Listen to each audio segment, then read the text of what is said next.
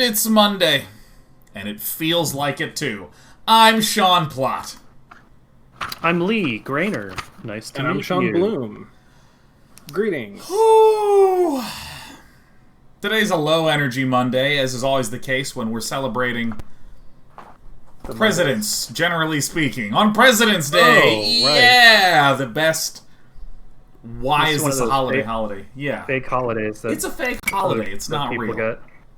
Yeah, because like it's right up there with other like why is this a holiday holidays like Labor Day and Columbus Day. Where I'm glad that they exist because I don't want to do things on Monday.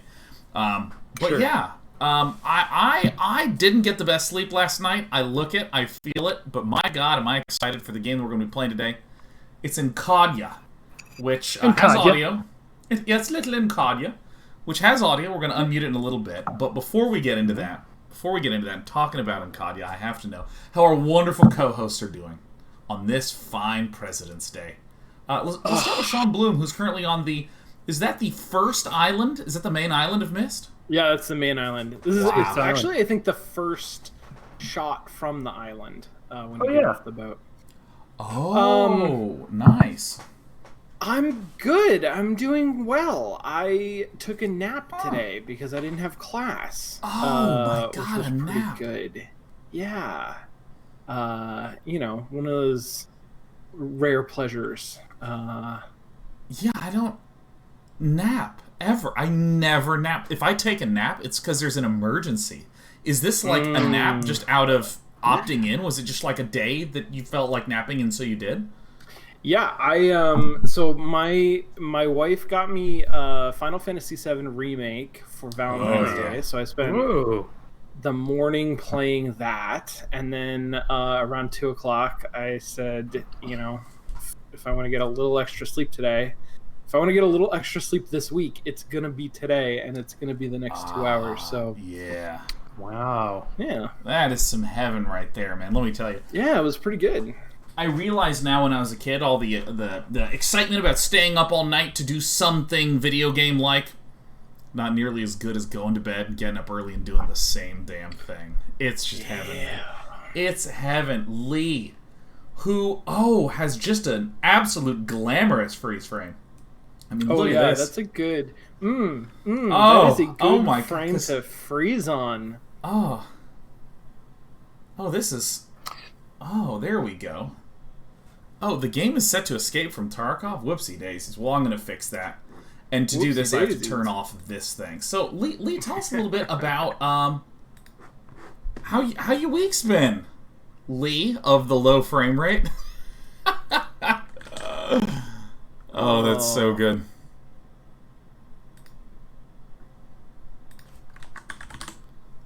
Well, I guess that's that. Okay, well. Oh my gosh. Yes? Oh no. Hi. Oh, Hi. It turns out. Okay, so here's the yeah. thing. Here's the yeah. thing. Yeah. When it freezes, Mm-hmm. I think I just simply have to disconnect and reconnect the call, and then it's fine.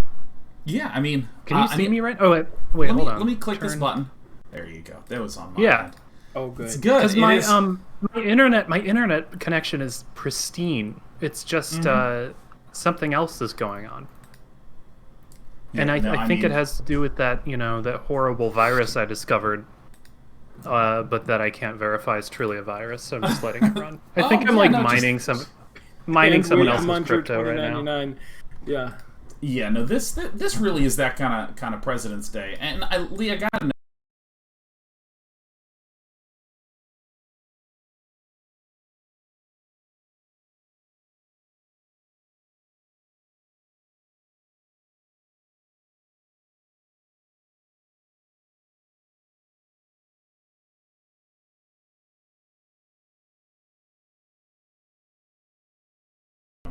Whoops. So you can hear me and stuff, right? Like I'm like Yeah, not like yeah. I can hear you. I think Okay. that, yeah, whatever. Let's Yeah, back up. so You thought that you were having a yeah. virus that was mining bitcoins on your stuff. I'm sure because it says something bandwidth tool and it's like some third party I've never heard of and like who knows.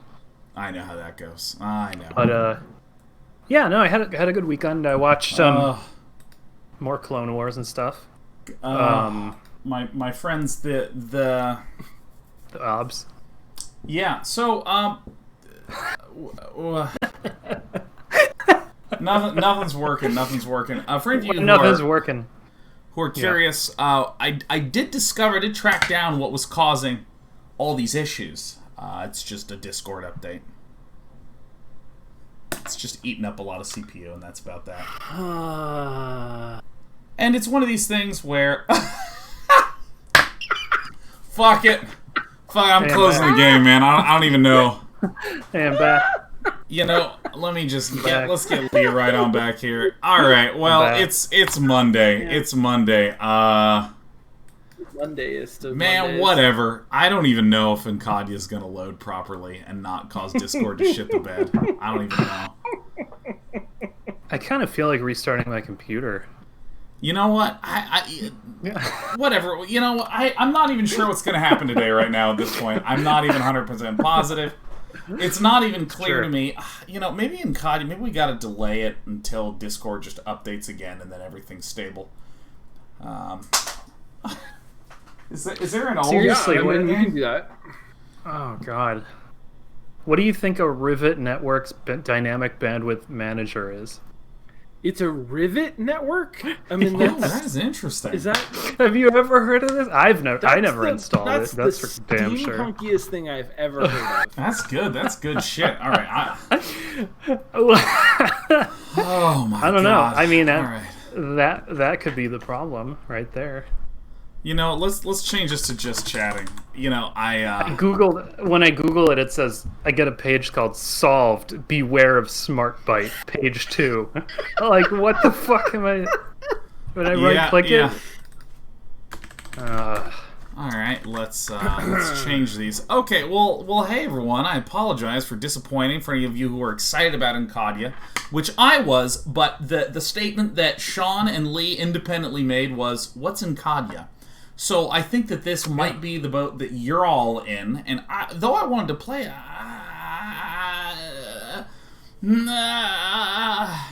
technical difficulties.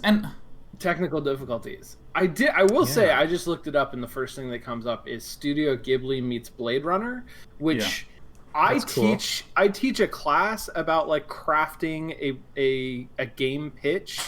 And that is a fucking game pitch right there. Dude, it looks unbelievable. Like, absolutely unbelievable. And you know what the funny thing is?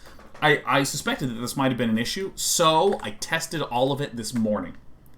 And it worked fine. That's great. Mm-hmm. Yeah. Yeah. So, apparently, something is causing frame rate dropping like crazy this evening. Who cares? I'm not turning off the stream. We're not gonna play Encadia. Maybe. It's not clear yet, but we're here and we're talking. So that's at least gonna be a stream tonight. There it is. All right. Perfect. Retweeting. Okay, so well, I mean, we can start off by just... I mean, there's the AI dungeon out. We can always do the AI dungeon. Sure. But I would love some AI dungeon. But there's also... Are you okay? Lee, are you going to die? I'm going to be fine. This tease is a little strong. And we have another free shrimp. This is the perfect show. This is the perfect show. You know? Shit. Okay, so there's something I want to ask you beans Killer about. Control Center.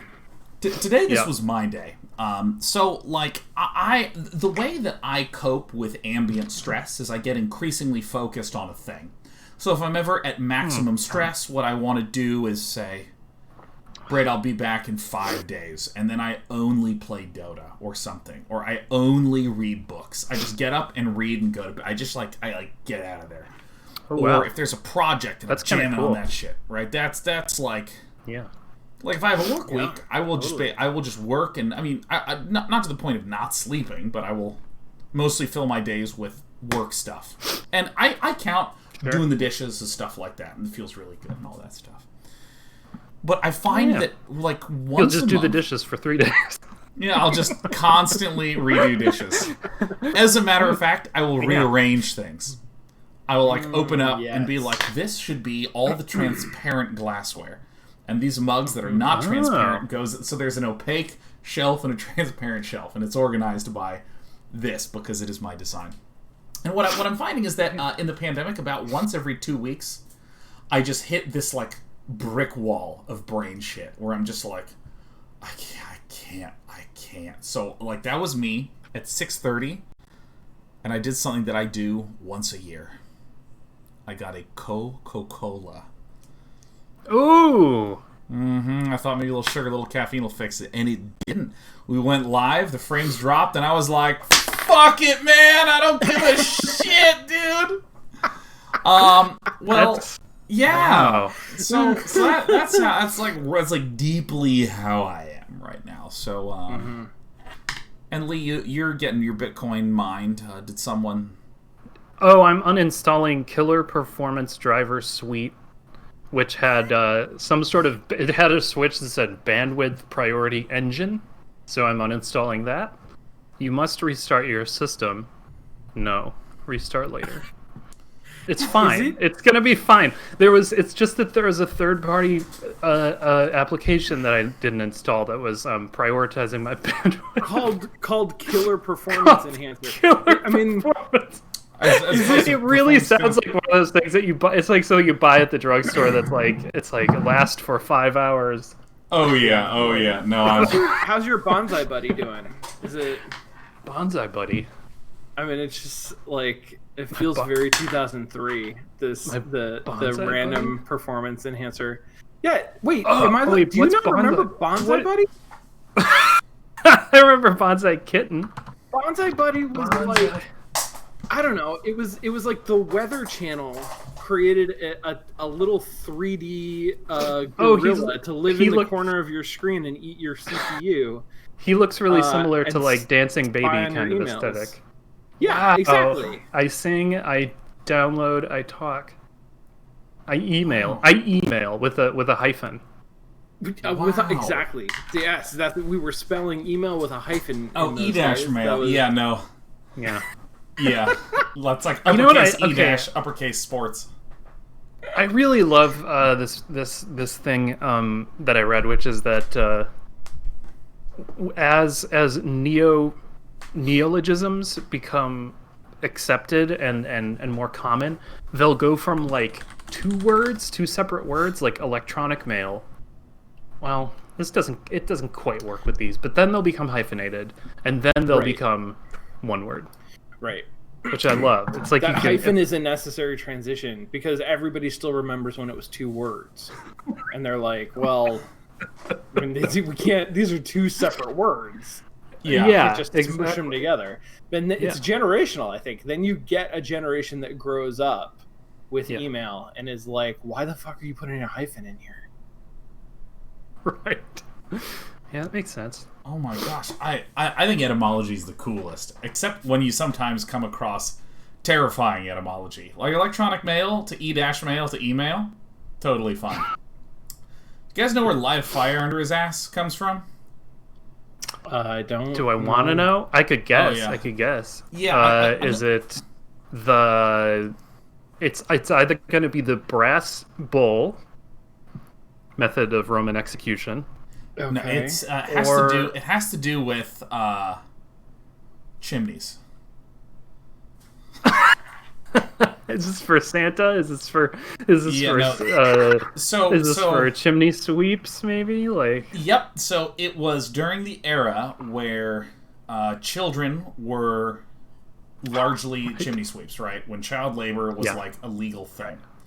Because kids had small bodies and could actually fit down the chimneys to sweep them. Sure, yeah. And if they wanted to... very efficient strategy. And if they wanted to speed things up and tell the kid to get out and he wasn't, they would literally light a fire in the chimney that the kid was in to get the kid to exit.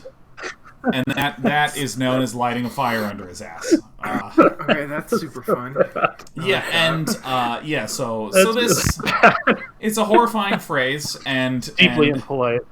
Yeah, and the thing is that I had no idea that that's where it came from. But I was watching some, interesting documentary piece. I gotta jump in here and say, I bet that's just not true. I bet that's false.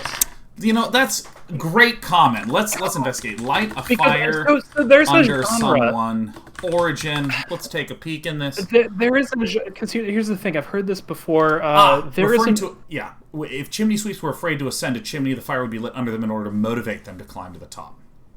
Perfect. Oh, so they're going from the inside. Oh, okay. Well, that makes sense. That was, I guess. Whenever I thought about chimney sweeps, I was thinking of like a Santa Claus-based thing where I was thinking for some reason that they'd climb to the top of the building and then descend and then clean it and then reascend to get out. Like, that's how I've always assumed a chimney sweep would do it, but I guess that doesn't make a lot of sense, does it? Oh my gosh, yeah, no, Well, that's... you're right, that doesn't make a lot of sense, but that is 100% how I assume they did it too. And also... it seems like the only way you could do it if somebody lit a fire in the fireplace. Yeah. Yeah. Yeah. I'm desperately trying to remember what the word was, and I can't recall. But just the other day, I looked up the etymology of a word, as I often do. Just like you do. I actually look at etymologies a lot. I think they're awesome. I mean, I do too. I do it all the time. Yeah. And it was like, it's a word from the early 1800s, invented word. And I was like, invented word. As opposed to isn't that all of them? Yeah. Yeah, I know, right? Can you imagine the invention of those first few words? That must have been, to use a phrase, that must have been like pulling teeth. That must have been really tough. I think that'd be very high pressure. That would be like, it'd be kind of like The Good, the Bad, and the Ugly, except it's like two cavemen, cave people, I should say, just staring at each other. Maybe three of them, just to make it interesting. And they're all looking at each other, waiting for one of them. There it is. Oh no! This is it. This is content. Jesus. Break my formatting. Welcome back. Oh, here we go. All right, there we go. So I was saying they're all looking at each other, waiting for one of them to say the first ever word. Just waiting for that first word. Did you know, this blew my mind, it's a misconception to talk about cave people, cave persons. Really? Why? Ancient people who lived in caves. As in like caveman, cave woman sort of? Caveman, cave vernacular? woman. Yeah. They did not live in caves. They lived not in caves. It's just that all of the dead bodies that were not in caves were totally destroyed. Right. Oh, so like in the future, like if aliens come down, or just like in 2,000 years, people will think that we live in tombs. They're going to think that we live in caskets. We live in graveyards. Oh, yes. And Mausoleum people. Yeah. Yeah. That's great. Slender Gator said, "Damn house men."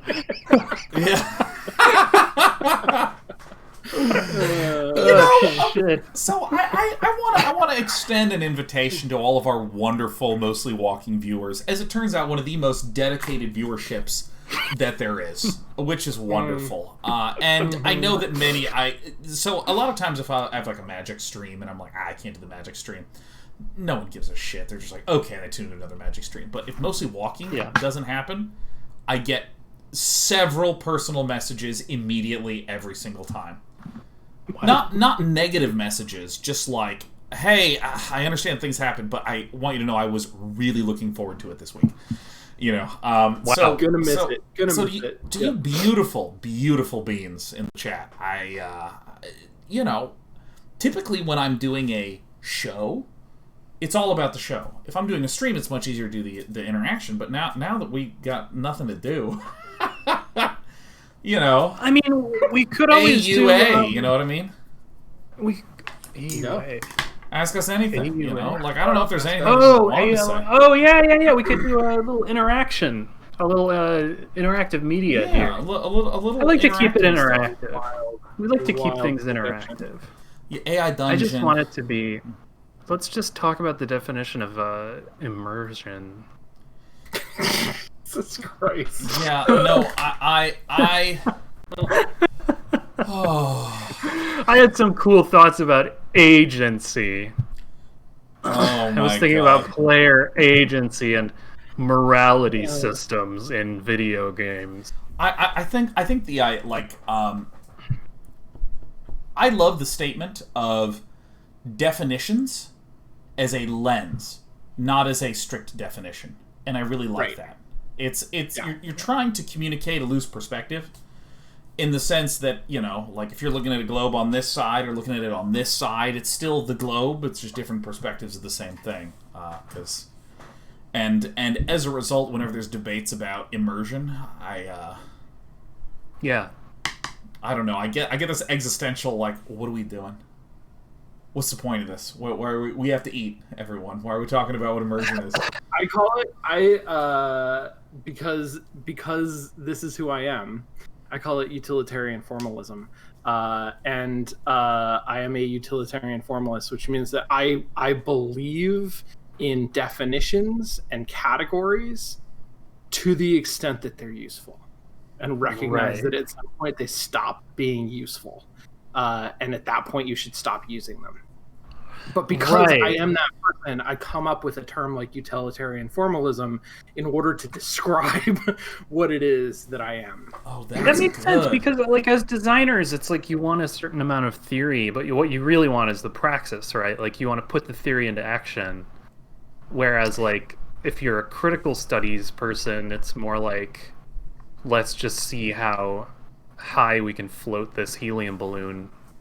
Like just not necessarily hot. I don't want to call it hot air, because it's more like they open their mouths and like misty purple like gases come out that are kind of magical, but like it's also like, what are you doing? It's you don't even. Are you? What is this? You're choosing to emit the purple gas. You could just breathe the air like a fucking normal person. Well, it's like you critical studies people, like it's like with art critics and stuff. It's like you're clearly doing something. You're doing work. You're all doing work together, but I don't know what you're doing.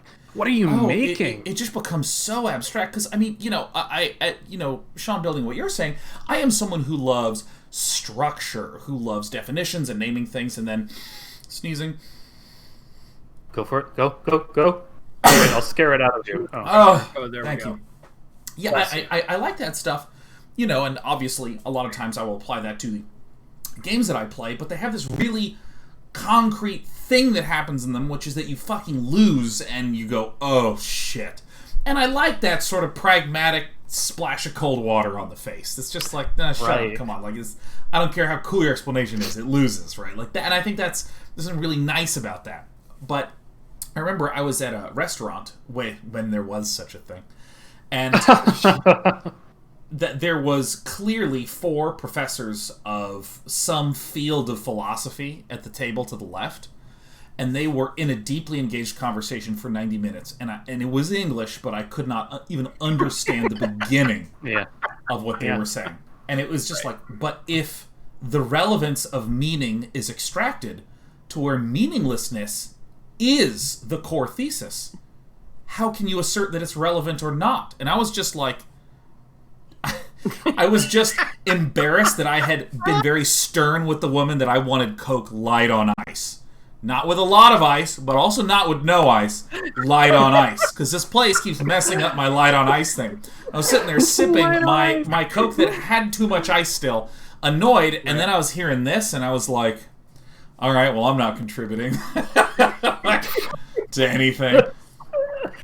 Yeah, I also love how it's like, I don't know, artists will just like put something that's like, that looks pretty sick, that's pretty tight, and then like art theorists will be like, clearly in this frame the director intended to convey, and then another will be like, how can you glean intention, and then it'll be like, does it matter what the director's intention was? It's like, and then the director's just like, I'm gonna shoot another movie with some fucking shit in it. I saw a lot of smoke come out of Something Dusty the other day, and I was like, I want a hero whose power is smoke, and that's why I wrote and made the movie. Yeah, yeah, it's called Smoke, and then there's a sequel coming. It's called The Smoke. Yeah, that oh man. But Sean, I want to come back to something you were saying that I completely lost track of. You were talking about utilitarian formalism, about the idea of like definitions, and when it got spun off on his critical theory. Yeah, no, I mean, so I work in academia, but I am barely an academic, and I teach, but I teach sort of very practically focused classes, and so for me, a lot of the definition, a lot of sort of like the how do we talk about these things is communicative, right? The whole point of it is that we are able to talk about it. We use these words and we use these terms and definitions and categories so that we can understand each other. And if they contribute to that understanding, to that communication, then that's great. And I believe that they can. In a lot of cases, they do. And it's valuable and interesting to like do the work of thinking up and questioning definitions. But at some point, and this is, the game, what is a game? Game is art. All of that bullshit conversation. Like, you can see where it stops being productive. You can see where you are no longer communicating anything about the subject matter. You're only talking about the definitions. And that is no longer useful. I came up with, back when the art games art thing was going on, I came up with a response that has served me well in that regard, and others as well, where someone will say, if someone makes a pronouncement like that, you simply say, what do you mean? And say, like, video games can't be art. What do you mean? It's like... because then you're just basically being like, could you just define everything you just said? Like, it's really useful in a lot of I don't know, just because like a lot of times like people, they'll have these like quote unquote disagreements that are actually just like completely semantic, and that tends to cut through that bullshit. Yeah, I have well, because I think what's really nice about you just saying what do you mean is it just puts the onus back on them. Right. And a lot of times it also gives them the opportunity to just give a great explanation that makes you go, ooh, that's nice. Which is better than saying something like, sure. Games can't be art. Sure. And fully it's also sure. Sometimes also, if you say, what do you mean? Then they'll say, like, well, blah, blah, blah, because blah, blah, blah, clearly. And then you say, like, are you sure? And then they're like, oh, shit, I'm just incredibly biased about something.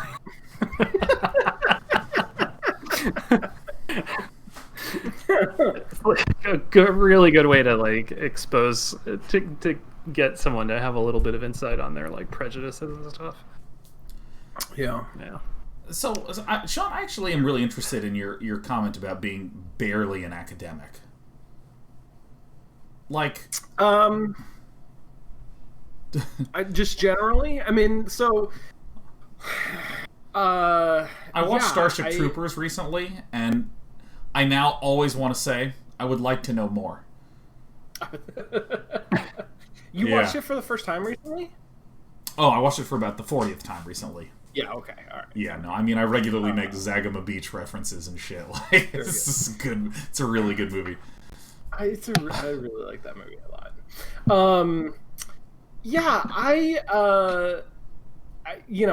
I'm not. We all got MFAs, right? And MFA is different than a PhD. Yeah. I think that like the expectations for a PhD are that you are participating in the sort of academic discourse, like you're keeping up on current reading in theory, whatever your subject matter is. Where I am with the degree that I have in the program that I'm in, it's much more concerned on sort of like keeping up with the discourse around games rather than game theory. There's plenty that gets published about like how to think about games, and I am not up on all of that, and I'm not sort of like versed in all of that conversation. I don't write articles. I don't write like journal papers and stuff like that, which is, you know, expected of an academic. That's largely a sort of like how you interact with the academy. But I'm still in that space, right? I'm still like, I'm teaching more than I am making shit. I do both, but like that's where I make my living. Yeah, like you're okay, I think I understand. You are like a wizard who is, you know, in a Dungeons and Dragons party.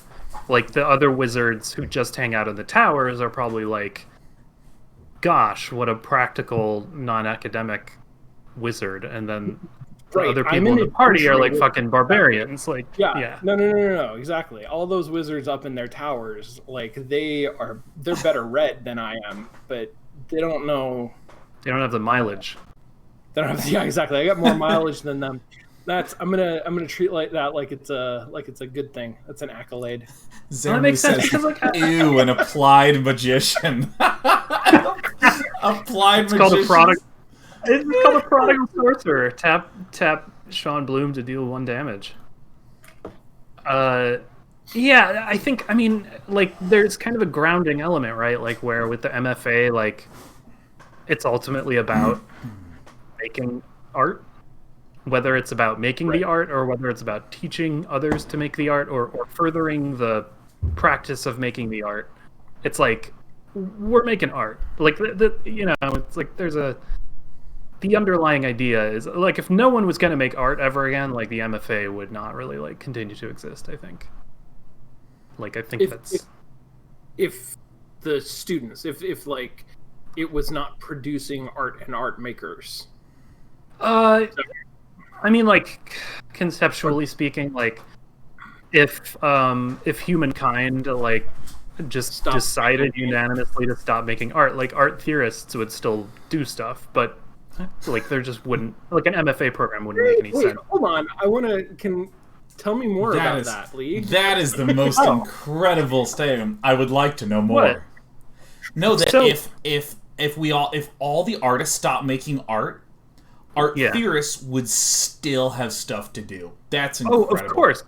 So I see art theory as they are writing they're writing texts that are about or that are in some way about pieces of art.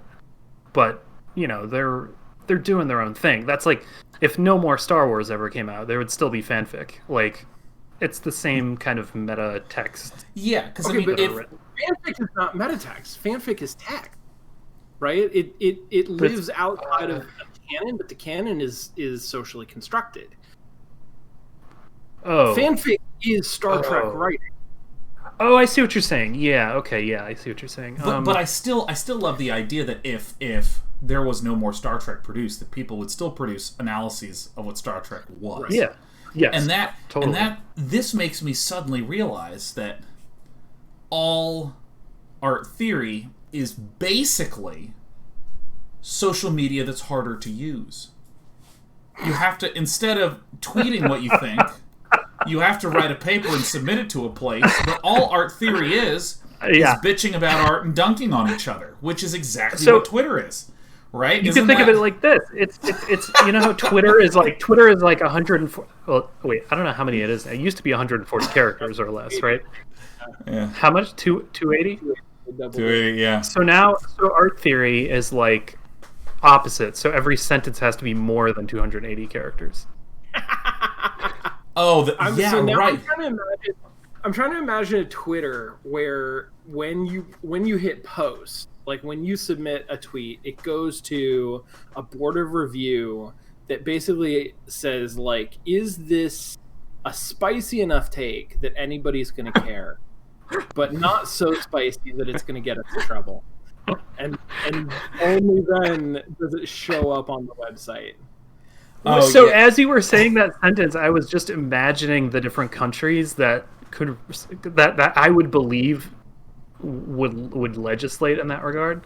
And when you were saying like when you hit tweet, it goes to a board of review, and I was like, okay, like yeah, like maybe like France, like like some traditionally European thing. And then you were like, to see if it's a spicy enough take, and then I was like, Eastern Europe, like somewhere below Russia, like there's definitely like there's like, but definitely some place with a little bit more of like, it has to have like a weird despotic kind of one party system where the party is somehow invested in spicy takes, like I think we three would be amazing totalitarian spice dictators. Sure, like triumvirate. The spice must flow. That's so good. So good. And it can't be too spicy. It needs to be like a Chipotle mayo level of spice, where it could just be considered savory if there's enough other flavors going on. Savory. Wow. Incredible. Yeah. Oh my gosh. Yeah, no, this is really interesting. Like, I think that if you just took academic papers and instead of charging $24 just to read them, you instead made an academic paper social media that was just harder than Twitter to use. Like, it needs to be more than 1,000 characters, and it needs to have at least 3 citations. And they, like, really care about you formatting your bibliography properly. Oh my god. I mean, it's incredible. Yeah, and it could be a place where anyone can write about any topic, but because we're smart about growing our social media empire, we're going to start precisely with papers about Star Trek. You have to write some papers about Star Trek. There's always Star Trek. If someone writes fiction, we like remove their fictional post with, this user has violated our terms of service, so we'll be hiding this tweet. We like really crack down on that. I like that, because Star Trek is present in every corpus. Like every collection of writing has Star Trek in it. Like someone's put like a Spock, like someone's like slipped in an article about Spock. Yeah, like math, certainly. Physics and chemistry and biology, like no doubt in my mind. That's absolutely true. Yeah. I mean, there's lots of like, the philosophy of Star Trek, that kind of thing. There's it's almost like a Rule 34 kind of thing, except it's like, if there's a thing, there is Star Trek. Yeah, has infiltrated it. It's like what is the exact opposite of there's porn for everything? So there's Star Trek for everything. Because like second order analysis of Star Trek is literally the complete opposite of porn. So that makes sense that you get both poles. Yeah, because remember was it the second episode or the first episode of The Next Generation? No, The Next Generation. The first episode is something Farpoint, right? Was it second episode where everybody got really horny? Episode, because I think it's very important, actually, of TNG. Well, you're talking about the one where there's no crime because the punishment for anything is death, so everyone is just like... No, there's one where they all get... I mean, wait... Everyone on the Enterprise gets super horny because of, like, an alien. Is that, like... Can we dive deeper into that? That's the one where Tasha Yar hooks up with Data. Okay. But I have a very important point to make about this. I just need to figure out which... Dashenkin says it was called The Naked Now. I don't know if that's a joke or not, but it's like literally perfectly, it's like the fine line. It's episode 3. Okay, so it's episode 3. So, is it literally called The Naked Now? It is. And so in the third... So you know how non-sexual, like, how like very asexual, like, Star Trek The Next Generation is. Like, there's... That ship is pretty dry. That's not a phrase. As opposed to other... So what does it say? Okay, so here's the thing. In the third episode, there's some sort of alien thing happens, and they all get super horny, and Data gets laid, and all of this is happening, and like what, like, that's the third episode. That is some of the beginning framing of this entire series. Also, the first episode has Q in it, and Q's whole thing is like, Wait, hold on. I'm sorry. Yeah. The first episode of Next Generation has Q in it. Yes. Q The is first- not something they invented in season 5. In the first episode episode one. of Star Trek: The Next Generation, Q challenges Picard and says, "I will be watching you. I am judging the human race based on what you do. Now, please continue this new show." And so, okay. and then the last episode is basically the closing of that arc.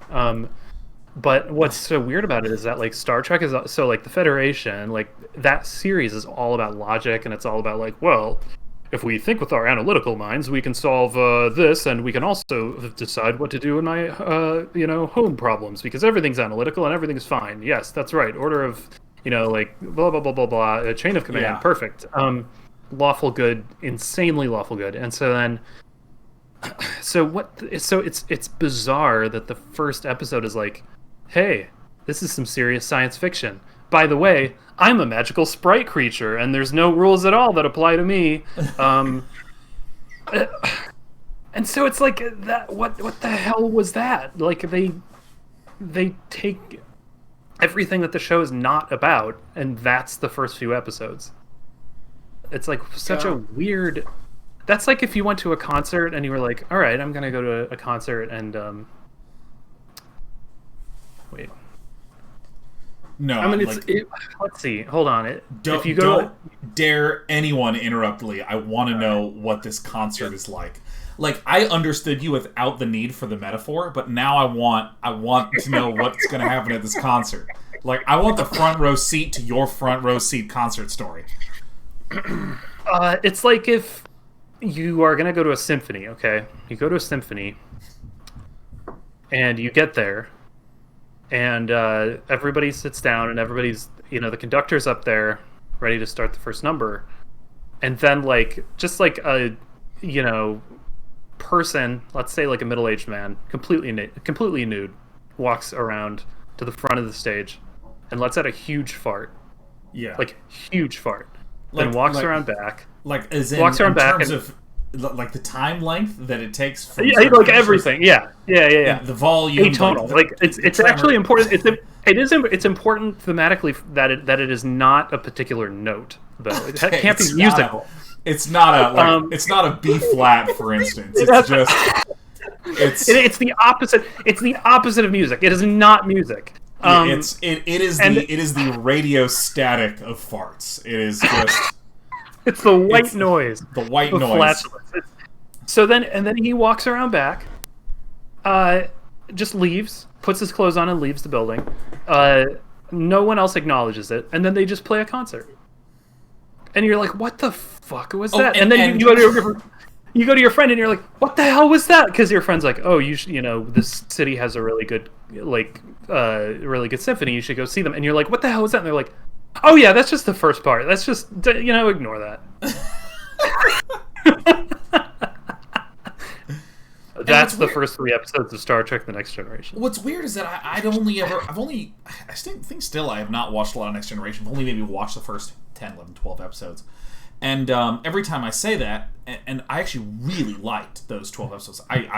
It was on Netflix, then it left, and I keep being like, I can't wait till it comes back on some streaming service. It might even be back there now, but anytime I said it, everyone's like, no, you haven't watched The Next Generation, because those episodes are not good compared to the rest. And I'm like, oh, well, I enjoyed them. And then no, you're not allowed to. No, it's a really, because and now based upon what you're saying, I'm the person that went in, watched a man rip a fart, and then had to go. And I was like, how was good? I watched the fart, and I was like, that's not the concert. I don't even want to hear your evaluation. And I was like, no, it was really healthy. I didn't think that I'd feel it in my feet. I mean, it's an incredible, powerful. Not note, because Lee specified it wasn't a note, but it was a powerful non-note of a fart. But I enjoyed the first episodes of Next Generation. I enjoyed that. Yeah, you're the one who your friends told you to try bananas, and you ate only ate the peel of a banana, and you're like, that was great, and they're like, I think less of you now for the like. I went to Subway, removed the paper, ate it, and went, I love sandwiches.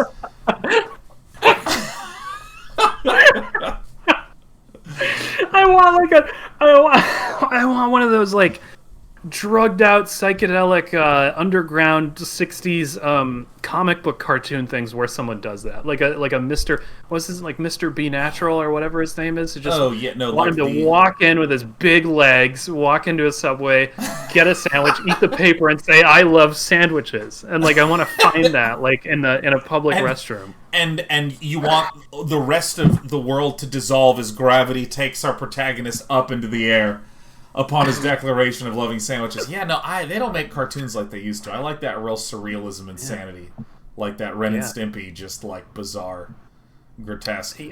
I've heard I'm supposed to watch SpongeBob. I haven't done that yet. Yeah, I'm a Ren and Stimpy person. The problem is that like you grow up and you're like, wow, Ren and Stimpy's pretty good. It's pretty fucking weird though, and then you're like, it's pretty like, then you're like, it's a little bit sus, and then you're like, you find out like, oh, well, I just learned a lot of stuff about the creator of Ren and Stimpy that's very off-putting, and then you're like, yes, oh my gosh, what an extraordinary. That's the most diplomatic way that you could have said that, and that's impressive. I mean, yeah, it's tough, right? Yeah. Have you heard the? And this is not in the same magnitude or anything, but I mean, it's vaguely. It's a concept. The Hitler's sweater concept. This is. I don't know. No, I don't know. Now, careful. Okay. I like to say dick jokes, but I don't spend a lot of time when I'm streaming Magic talking about Hitler.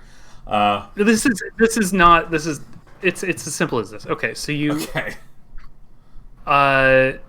Let's say that there's a really nice sweater, and you can get it for free. Someone's offering it to you for free. Maybe you even like. It'd feel good to accept it because there's someone that you care about or whatever, and they're like, "Oh, I should let you know though. This was like not for a long time, and he may never have worn it, but this was owned by Hitler." How would you take that sweater? I mean, yeah, from Kohl's. Would you wear the sweater? Would you wear the sweater? Is the question. If it was just like a neutral, just like plain sweater. Yeah, that you enjoyed. Like you were like, okay. So I guess what I'm getting is, I mean, does everybody know the history of the sweater? No. Oh. But maybe. I guess what's that slider look like? Like in the dichotomy between no one knows and everyone knows. Like, where's the binary slider? Like, what's your percentage point? Okay, so my take on it is, I don't think there's anything intrinsic about an article of clothing, right? Being connected to anybody that sort of like imbues it with something metaphysical. But I do think that socially, there's the potential that you would be making a statement by wearing an article of clothing, right? Oh, if people know that this is Hitler's sweater, and I'm wearing it knowing that people know that, then I'm implicitly making a statement.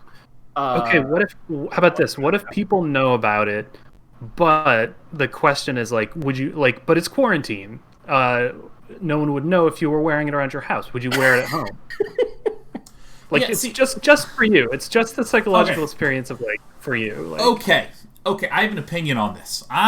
Here it comes. Oh, cracks knuckles, cracks nose. I'll come to entertainment for a moment. If you are making a piece of entertainment and you're giving it out to the masses, you have two products. One is that piece of entertainment, and the other is the communication and relationship you have with your audience. And those are two separate but two very real products. And so, for instance, there's an author named Brandon Sanderson who writes books that a lot of people like. And one of the other things that Brandon does is he will... I should say Brandon Sanderson. I don't know him personally. Brando. I don't know why I was getting so chummy with this person whose work I admire, who I literally do not know as a person. But he has a blog where he just says annually, here's what I did every month over the course of the year. Communicating like this month I didn't do any writing because I was traveling and doing a lot of work with my university courses. And it helps any conversation around Brandon Sanderson's work. If someone's like, why is it taking him so long? People are like, oh, you can just go read it right here. And it's super clear. Again, it's managing that relationship really well. Or Jim Butcher, who's an author that I'm a big fan of, was pounding out one Dresden Files book a year for 15 years, and then stopped due to things going on in his personal life. But on the day that the big announcement came out, hey, book 16 is going to be coming out, he also had an announcement that book 17 was coming out 3 months later. Which is like a really great way to help repair the potential, concern about not the writing product, because book 16 is book 16. No matter what. A lot of people who are going to read it just will experience it on whatever day they experience it, and the time does not matter with respect to this. But with respect to this relationship, it really matters. And so I think that while I don't necessarily have a super clean, clear answer as to here is what I would do in this hypothetical situation you said, Lee, I think it's important to recognize that in this context, there's now two different things that are going on. One is you're a person who's cold, who wants to wear a sweater. And there is this other thing, which is that people will have opinions and have weight and care about that. And I'm not necessarily saying that, so what you need to say is this. Or, because, if you wear a sweater, it could mean that you're supportive of his ideologies. It could mean that you had no other sweaters and you think that he's abhorrent, but you're cold now and you don't and all this sort of stuff, I think it's important to at least think about and at least have an answer for, because it's about that sort of communication. And I don't know, I think that, in the same way that if you have an interpersonal relationship, with a loved one that you live with, so much of what's going to make it function is just the communication around things. If you have daily chores, Let's pick a person at random here. Say I do the dishes and chores in the evenings, and I am fully planning on saying, "Hey, baby, I ain't doing shit tonight." Right? There's a right way to say it, and there's a wrong way to say that, and it's important to just understand that the dishes is one part of the communication, is also another part. So again, if wearing the sweater. So, if wearing the sweater is a statement, then you have to make the statement in the right way. So maybe layer it under something. Yeah, or if some... That's the funnier take on it. Actually, wait, this just makes you a... okay, so It opens a whole other realm of metaphors that, we don't have the time to go into, but... that is... You said that in a joking context, but I think that this is an error that people make with respect to their entertainment products as a creator, where a lot of times they will hear concerns and complaints, I don't know about, this is so bad, and you'll see authors, because this is one of the delights about the fact that novels are created by individuals, is that you can literally see what the individual thinks, and there's no, company or PR or anything in the way. But sometimes you'll see someone be like, well, they were all mad, but I addressed it in the book, so there you go. It's no, the communication statement is a different thing from what's going on in the book. And to your point, it's not that, well, there's issues, so there's a specific right way to wear it. It's that wearing it is a completely separate thing from the communication about, is it a statement? Because if someone went up to you and said, hey, are you making a statement? It's important to just have an answer. No, I'm really cold. That's what it is. Yeah, and I think that guy's a piece of shit. And everyone's like, yay, thank God. Right. Yeah, I think, and what I would say is if humanity came together and decided never to make another sweater, there would still be people on Twitter talking about sweaters. Wow, this is really good. And we can come up with a term, Sean Bloom and I, for what that process is until they don't even know what it is, and we'll drop it because we're utilitarian formalists. That's right. You can wear any sweater you want as long as you get everybody else to think about it in terms of a ball of yarn that's been arranged in a certain way.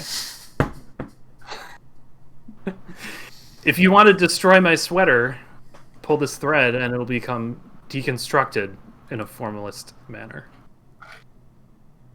Anyway. Well, it is a video game, except for a PowerPoint presentation with a series of buttons. Let me speak.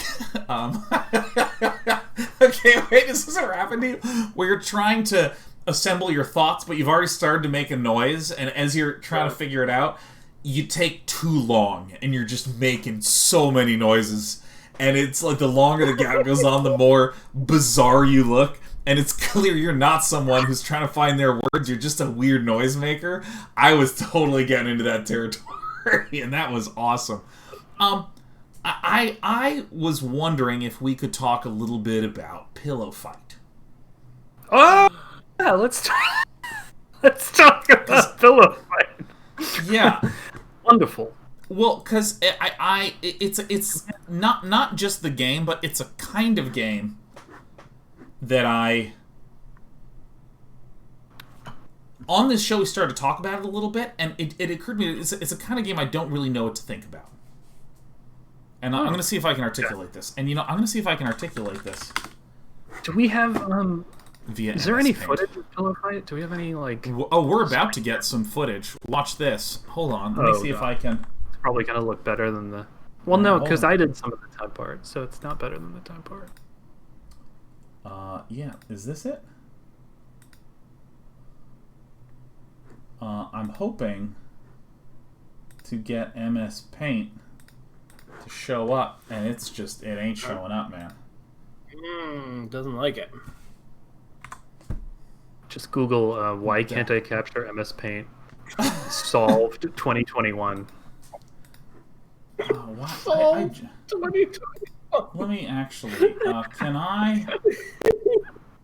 Oh man, I can't even right click on this. Well, whatever. Okay, so Jesus, I could have done a really good job on this. See, like I can go to this screen. See, I can have just me, but I can't. Oh yeah, have... this is acceptable. That's acceptable. Just Okay, just draw our faces so that we're there too. Okay, here I'm gonna. Hold on, let me see. Where's there it is. So here's Lee. Oh, sorry about this. Something fell on you on the way. That's like a Wow. There you go. Oh, I'm happy There with you it. go. That's very good. All right, and then Just simply vibing. yeah, absolute vibe. Okay, I have get some of this. Ketchup red hair. Yeah, I'm sorry, and No, I think you got it just right. Perfect. Yeah. there it is. These are my friends. And of course you can see the uncanny resemblance right there. That I was looking over to my side. I call it this. the uncanny valley. I Actually, can't tell when you switch. it's so lifelike that it's creepy.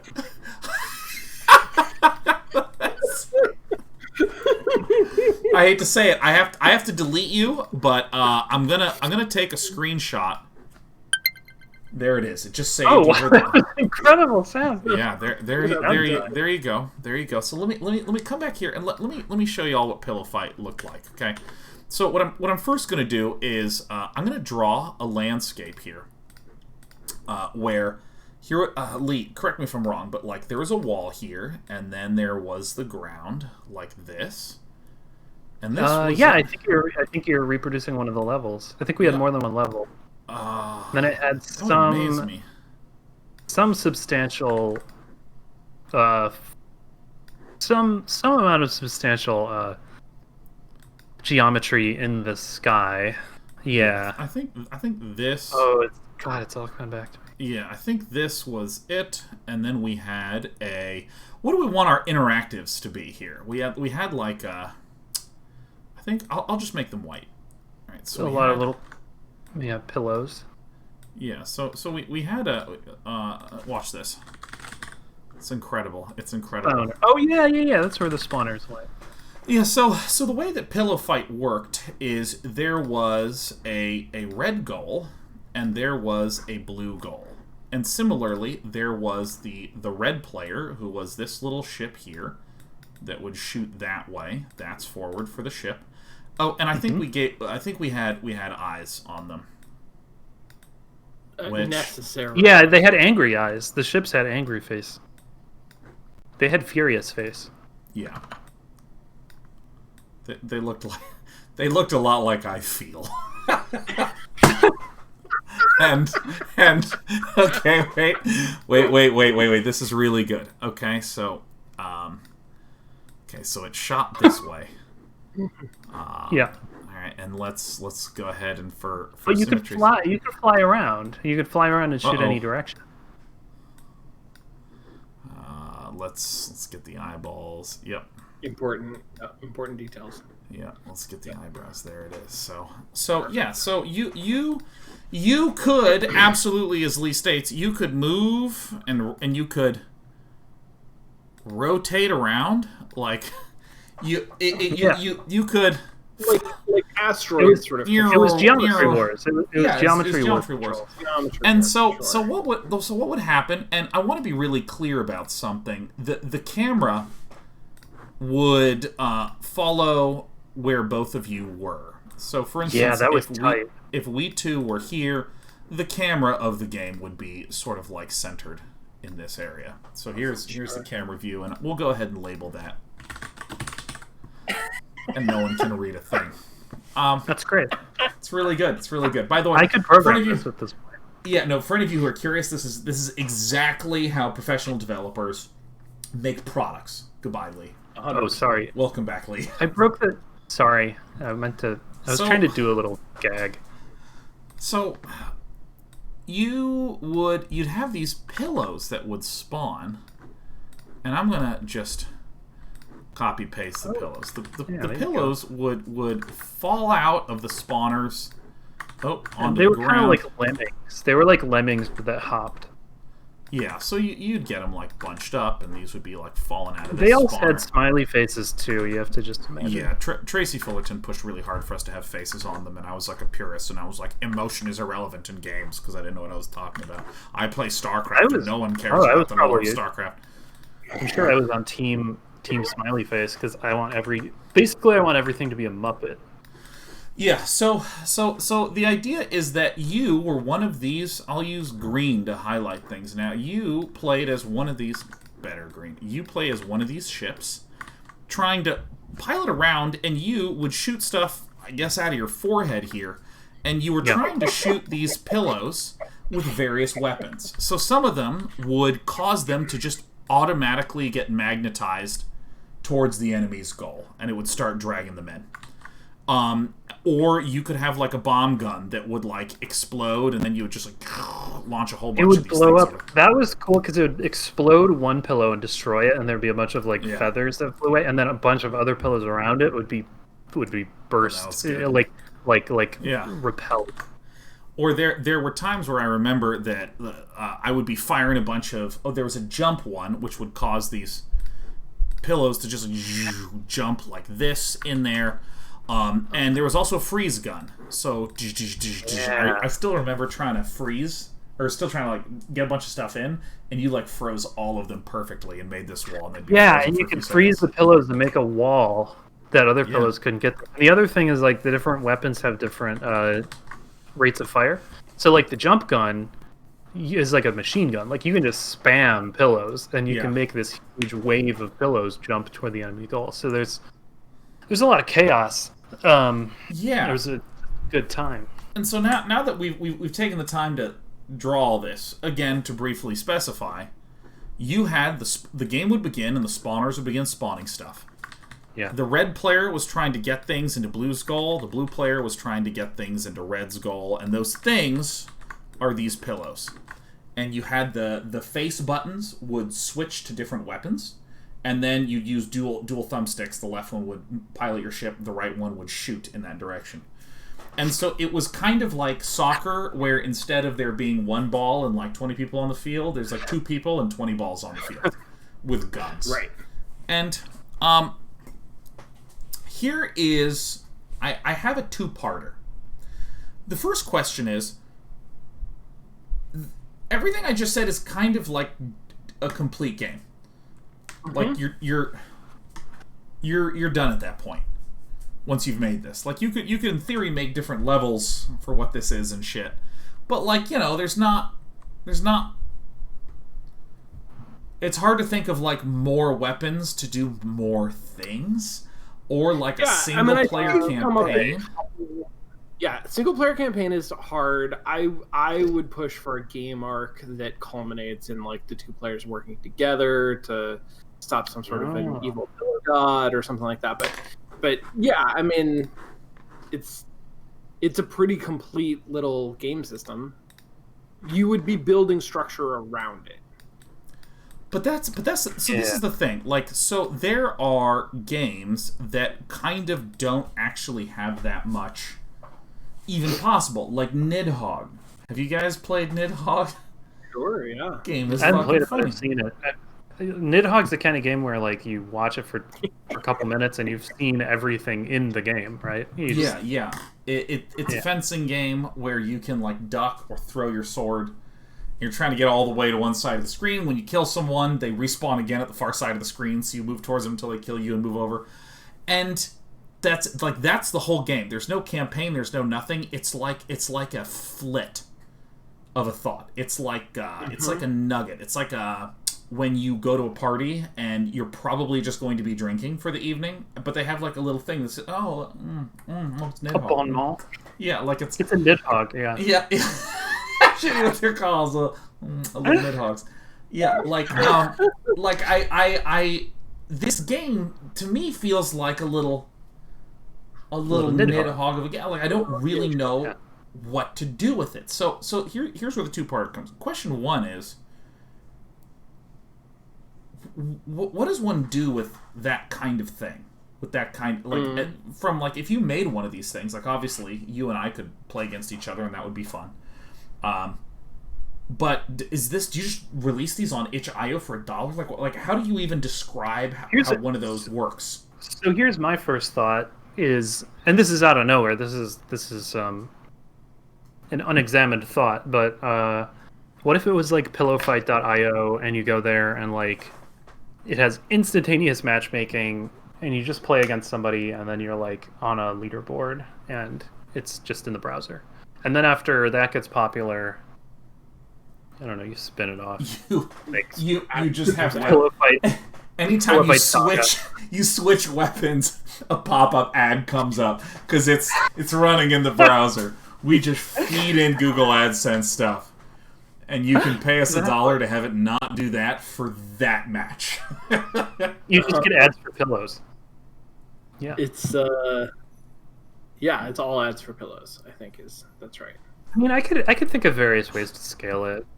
Yeah, and that's the second question, which is like, okay, because obviously there's a discussion like, what do you do about these little morsels of games? Morsel is better than it was a little Nidhogg. Like that's a very fun. That is how I experienced that game.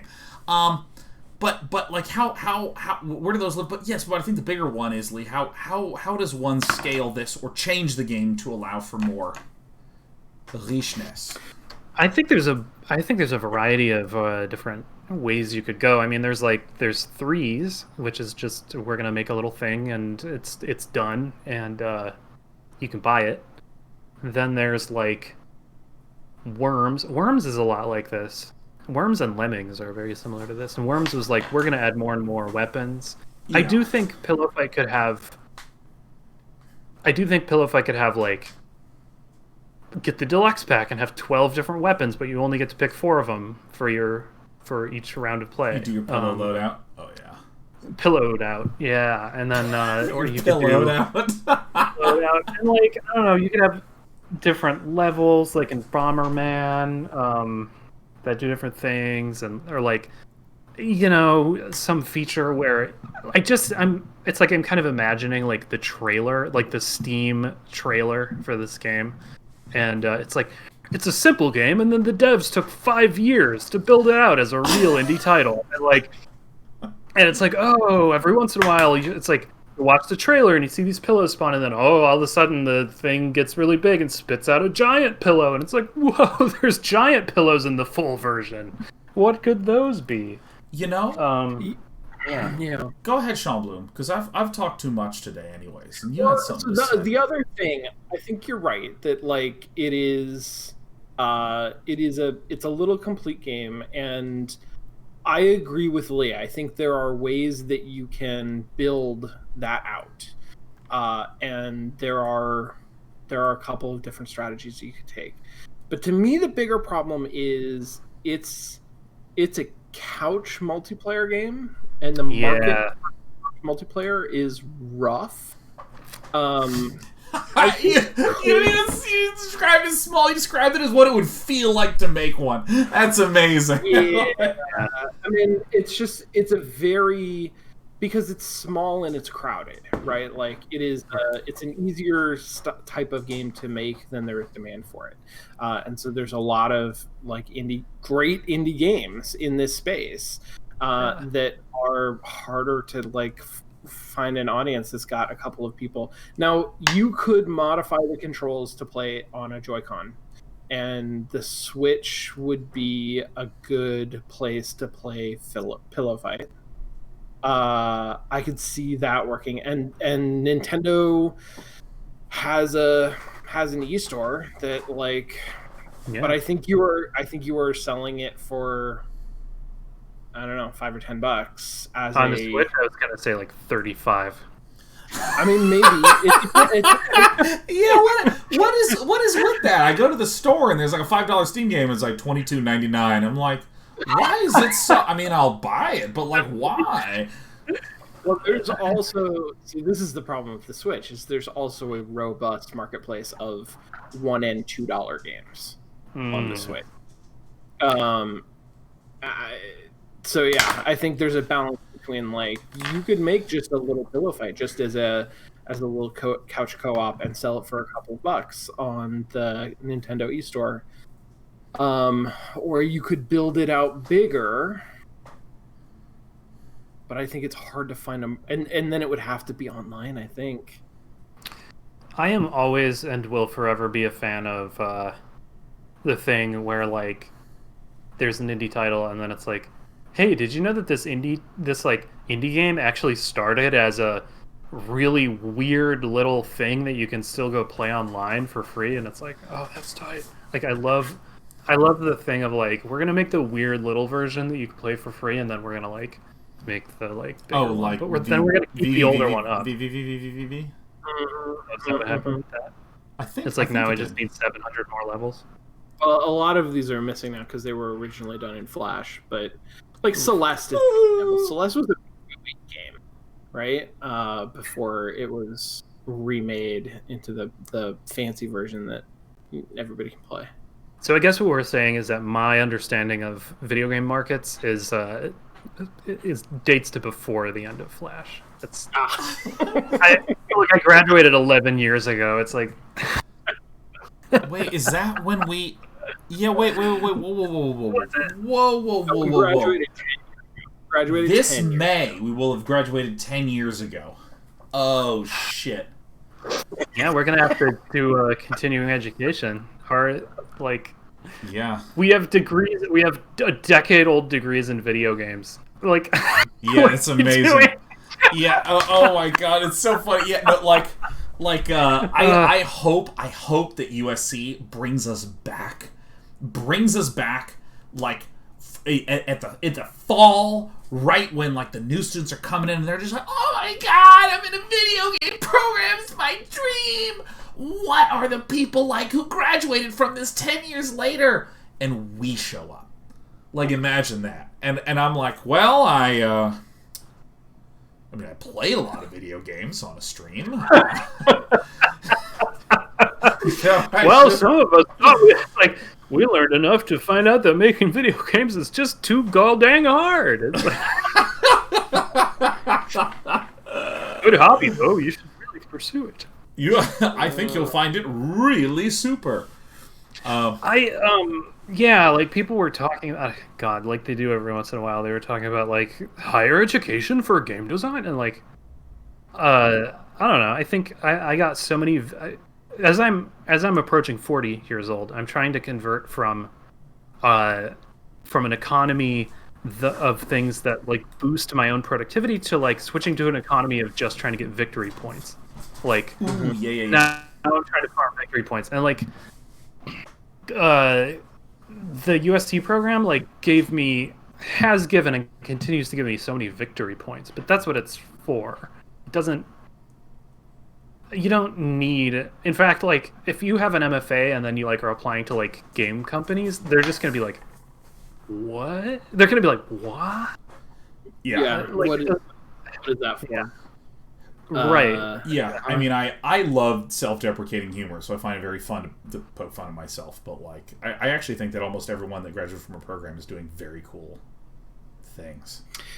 Yeah, no, I agree. I think the MFA is not something that you get to then go out and apply for like a standard industry job. I think you get that to like go and do something special. I think our undergrad program is really good. Well, you also, I mean, still works at USC. I'm gonna like shout out. I think there's value in the degrees that we offer. I'm the teacher. I mean, I teach this program, and I think I'm good. If I may say so. I want to sit in one of your classes, Sean. Man. I basically like the USC.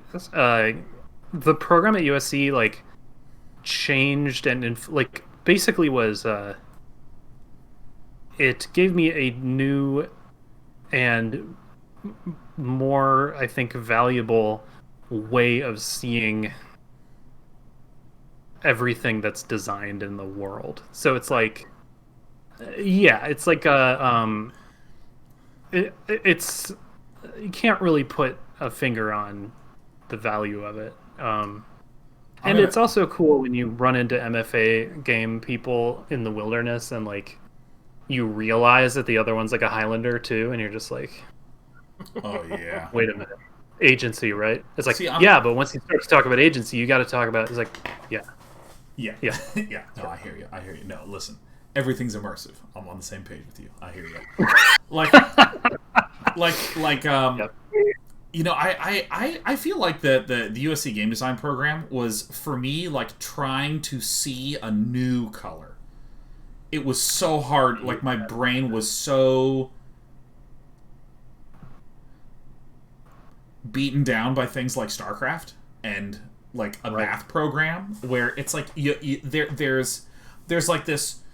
I am training to win, and I'm studying the system to win, and then you're like doing mathematical proofs, and it's like I need to just keep slamming my face against this until I can solve the problem, and all that's great. That was like really great, but I mean, I told the story here before that when I got to USC, that they sort of are trying to think of how like a big goal of the program was you need to find your creative voice, and not just like something as high level as like what is your perspective that you're sharing and can you articulate that, but like literally what is it that jumpstarts you to take an idea from something in here to something physical out here.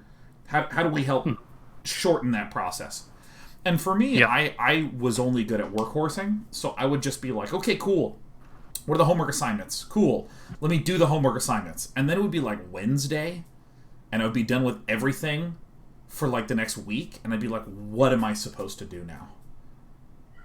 And I remember it was this existential crisis where I was like, I remember like talking to one of the professors. I was like, Tracy, I've done all my work and I don't know what to do. And she's like, what do you want to do? And I'm like, well, I don't know. You tell me. Like it's your program. What the fuck, right? Like I couldn't.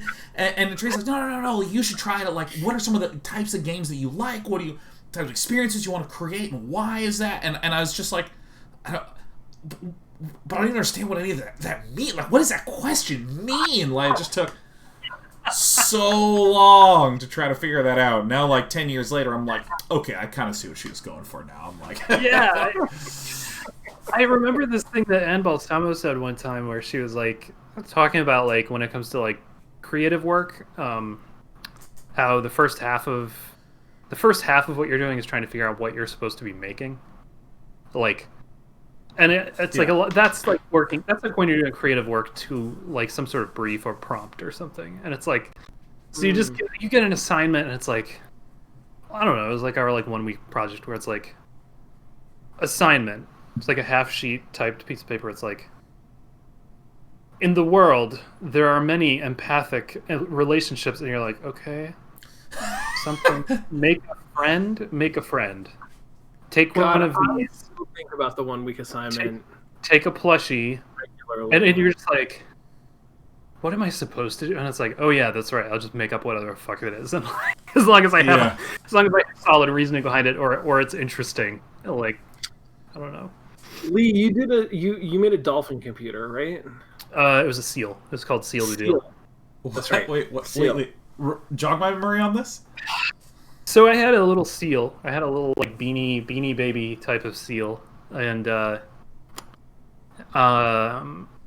I made him a little computer desk and put a little tie on him, and then had a USB, and then had a laptop. So you sit at the human laptop. The seal had a little laptop of his own, and I used with a USB cable connected the two, and then that was like played off as like a kind of like interface. It had some funny name for it, but the idea was that you're using this interface to communicate, and you're striking a deal where the seal is advocating for like environmental initiatives that will keep his people safe or whatever, and you are, I don't know, you're like trying to make these, you're trying to balance the impacts and like save enough money. It was not really a game because it was an experience where at the end you didn't win or lose. It's just like, well, here's how much money you spent. Here's the impact. What was the interface like? Because as I remember it, it was largely about sort of, you had a wire connecting your laptop to this tiny little laptop in front of the stuffed seal, and you were sort of suggesting that this was communication, right? Like that you could talk to the seal using this technology. And I don't remember if there was somebody on the other end typing back, or if you wrote I think let me look it up actually, because I have I don't remember this for a second. I think I can find it. I was trying to remember what your project was, and I don't remember your project. Sean, I remember your project. Your project was the one with the bear who whispers in your ear and says like, and then he has wet hands or something. Yeah, no, because it was a 1 week project about the connection people have to stuffed animals. So I created like I took this bear and absolutely like surgically cut the bear open and like removed stuffing and like put a bunch of like electronics and things in the bear where it like would whisper things out of its mouth, and it had like cold feet. So I put in like this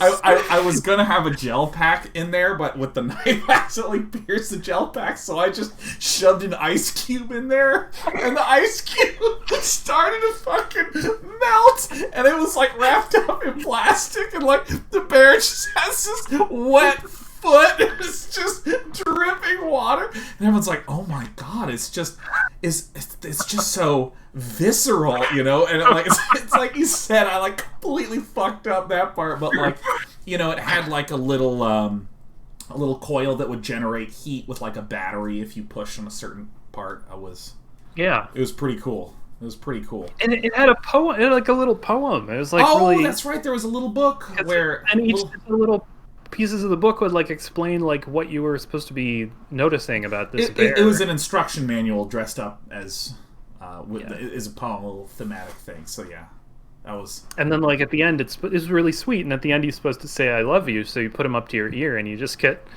Can I have my fucking the sound of a grown man saying "I love you."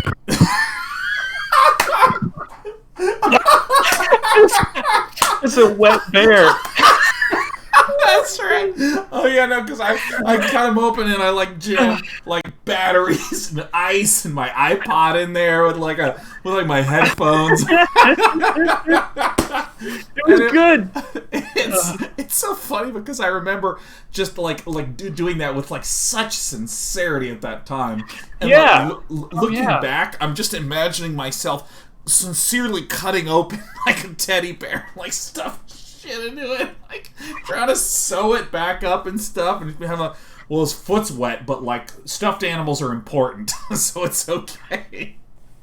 I think there's something there's a wow, that really, I'm putting the finger here on like okay, this is an experience of creating where you have a gut feeling and you are like, I gotta put this gut feeling into a game. but it's like this is a it's like a feeling-y feeling, like it's emotion, it's whatever, and then you're like, all right, what do I have here? I've got a wooden block, I have 2 wires, I have something. It's like I've got to make this thing, and you're like, all right, I've got to code this thing. I just got to capture that feeling while I'm coding, and then you're like, I'm cutting into this bear's feet, but it needs to be tender, and you're just like trying to like keep the vision while you're doing these like increasingly like kind of messed up things. And then you go to Home Depot, and they're like, "Can I help you?" And you're like, "I just need something that it can like hold like 5 pounds, and it's kind of like got to be a tripod, but with like more legs." And they're like, "Why?" And you're like, "Because it's got to feel like really like." It's gotta feel like really warm, like emotionally, and you're like, "What the fuck are you doing?" And it's like, I'm creating. I'm a creator.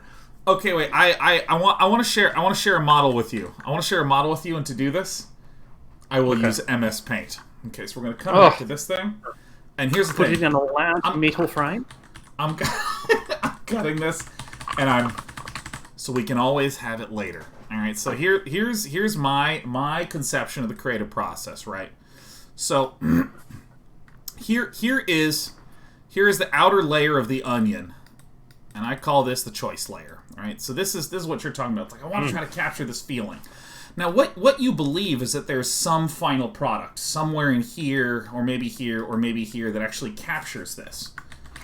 And I feel like what happens next is I need a better word for this layer of the onion, but I call this the box. And you'll say something like, "Oh, that's a circle. That's kind of a weird name for it." And I'm going to encourage you to just shut up. But here's what I mean. Right? So, what I mean is, let's say that you wanted to create a game, and I'll come back here because I can explain this right. Let's say you wanted to create a game that you wanted to be about about exploration and constantly seeing new things, and it's that feeling of constant discovery, constant amazement that maybe you felt when you were reading or walking through like a really cool museum exhibit where you're just like, man, every corner I turned, it was just like a new image I've never seen. I want to capture that feeling in a game. Well, the box is you going, "Oh, I am learning what the boundaries of what works and doesn't work here." So this is like, if I put too much stuff to collect, people won't move forward. They'll want to keep wandering around the same space again and again to make sure they didn't miss anything. So I can't have collection if I want to encourage exploration to an extent. And you might nuance that. And then you might have something like, okay, well, if there's too much combat, that also sort of interferes with it. Or you might have some sort of description of like, there needs to be a new thing every 200 meters in order to like keep this up, or there needs to be some measure of frequency. So you're starting to define what your creative project that you're working within, like what the boundaries that you're working within, and then so this is what I call the vision, which is a concrete thing that actually lives inside these boundaries that you've researched and you've discovered, that's still part of your choice thing, right? So again, to use this exploration, I want to make an exploratory sort of game. And I learned a bunch of mechanics that don't work alongside it, that distract from it, and a bunch of sort of tidbits of... Yeah, the do's and don'ts. That's why I call it the box, right? It's the do's and don'ts. Here is something that, by God, actually lives inside of this. And of course, as you try out, like, ooh, I'm going to do a play test. What is a play test doing? A play test is, and let me actually get rid of the vision for a moment. A play test is, okay, I think that this vision lives inside the box. And you try it and you just discover, like, oh shit, this part's like, it's sitting out. And sometimes you just go, my estimation was incorrect. I thought that I could have that much collection and it would be okay, but I was wrong. Sometimes this is you going, I think these 4 things create the boundaries, and then you do a play test. Oh shit, there's a 5th thing, isn't there? I need to add that 5th thing to my box, and then maybe you sharpen the boundaries of this. But the idea is that once you have a vision that lives inside of this... Actually, I need to make it bigger. So here's your vision. All right, here's vision. And you're making it bigger not because it occupies that much space of the box, but so that you can do stuff inside of it. Yes, no. But because my degree was in math, I acknowledge that topologically speaking, this circle is equivalent to any circle that is contained within inside the other circle. So the important thing is the two non-intersecting sets. So like. That's right. And according to the Banach-Tarski paradox, you can take any vision, cut it up, and rearrange it, and have two completely different games. EA Sports. And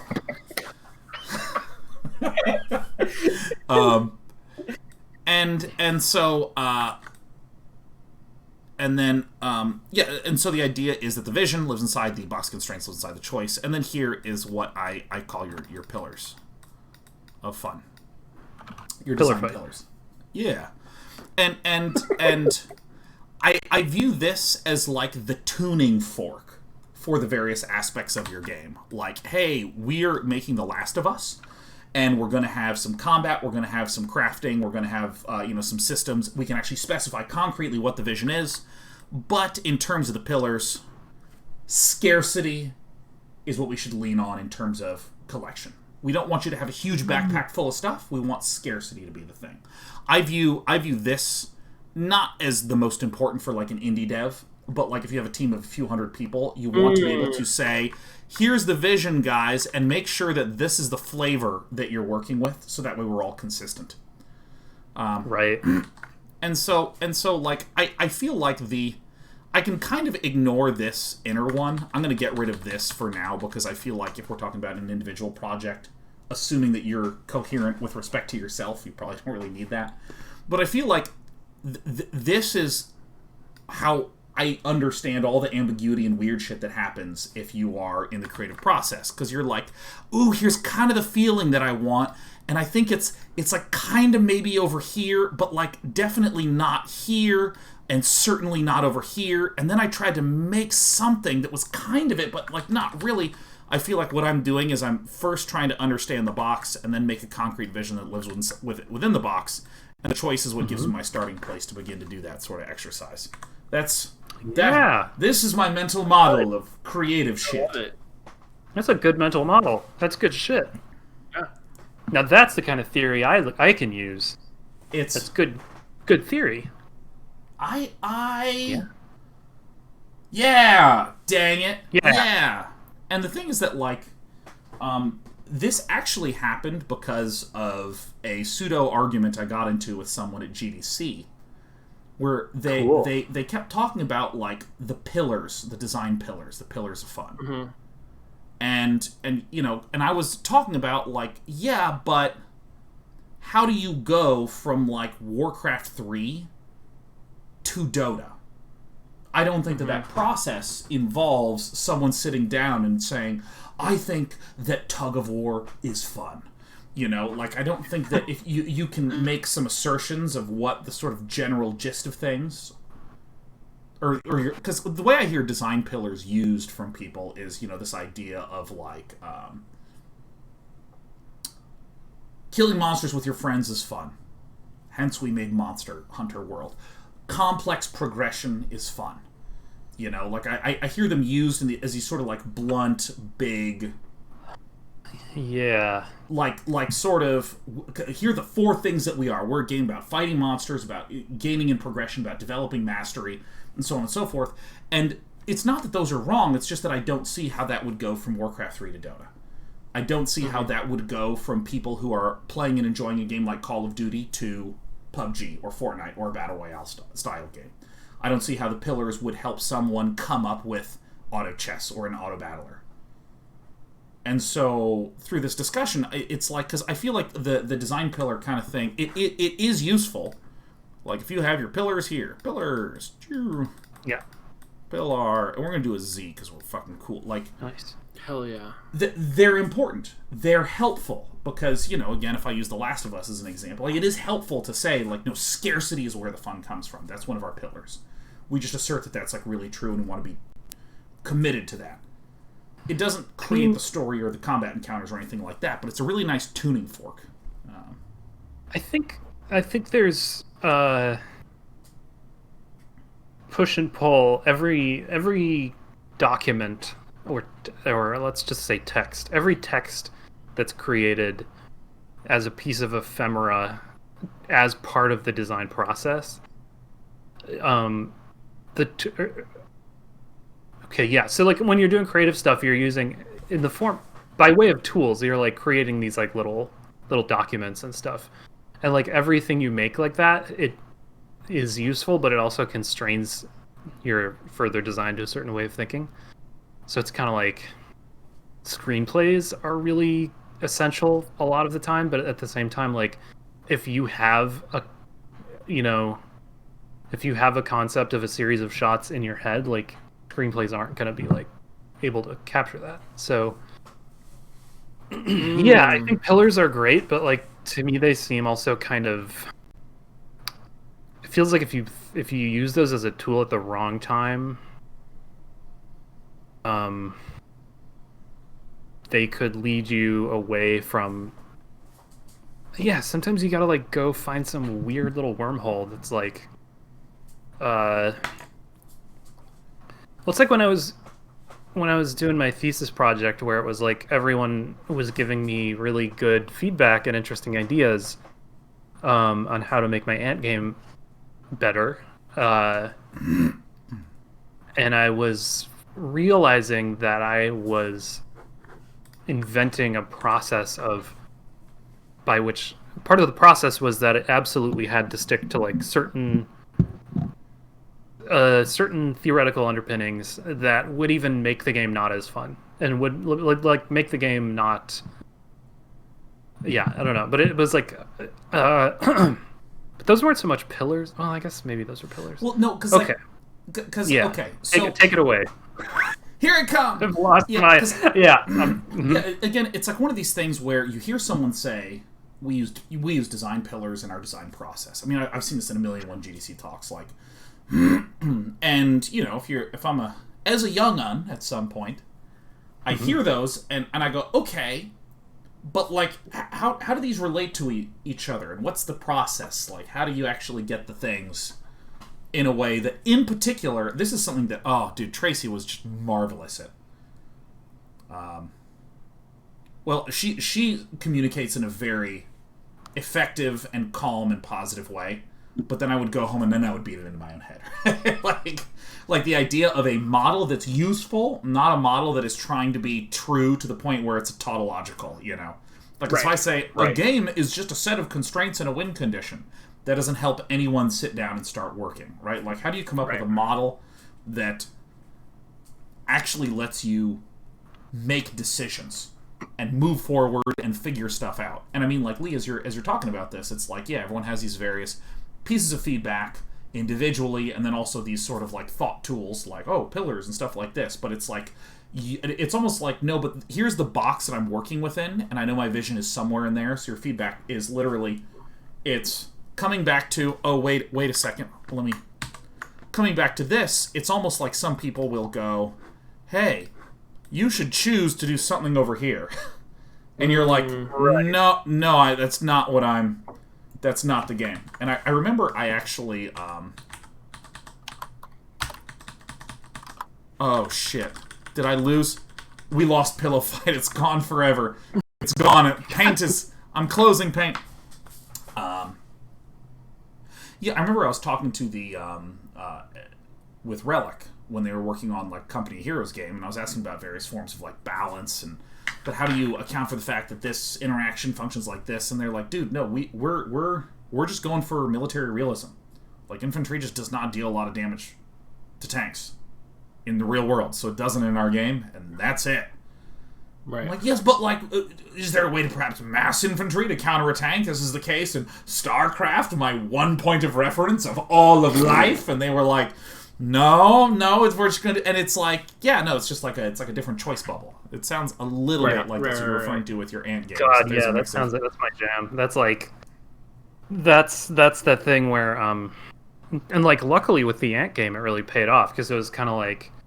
I was like, I'm going to put Cordyceps in my game. Cordyceps is the hot new thing. It's zombie fungus, and we're going to put it in there. And I implemented it like a simple version, and I was like, damn, Cordyceps is OP. It destroyed the whole colony immediately.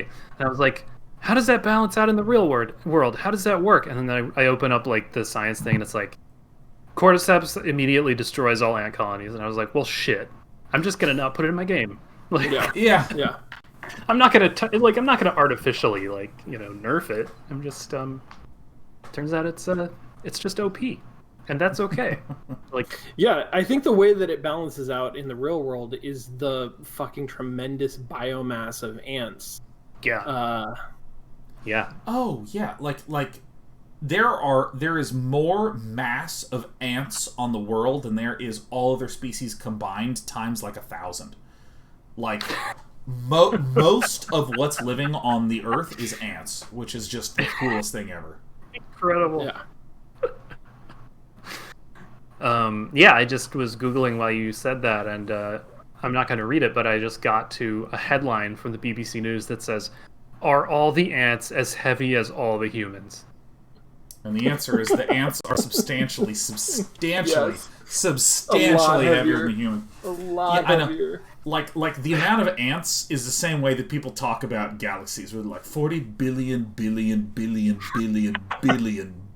pounds of ants. Yeah, well, and we've got at least one. I haven't checked recently. Maybe we have more, but we have at least one super colony that's worldwide, right? So. Yeah, I don't know about that. Fighting. In the West Coast, there's a super colony that is. A super colony means that ants from colony A encounter ants of colony B and go, "Hey, friend," and they move on. Whereas in other areas, ants from colony A encounter ants from colony B, and immediately they say, "We're the most powerful litter of ants." They go to town. Yeah, it's terrifying. I mean.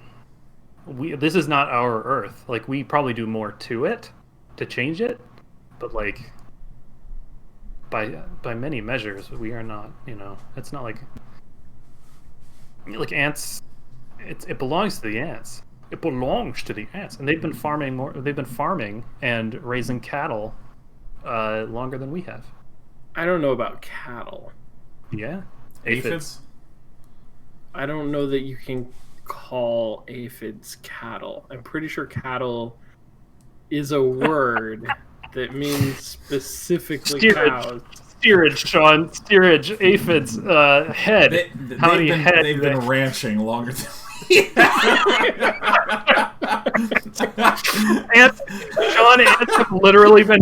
There have been ant cowboys since before humanity. There are substantially more cowboy hats that are ant-sized than are human hat-sized. No, that's a good point. That's another good opportunity to say, what do you mean? When someone says ants have been ranching longer than humans have existed.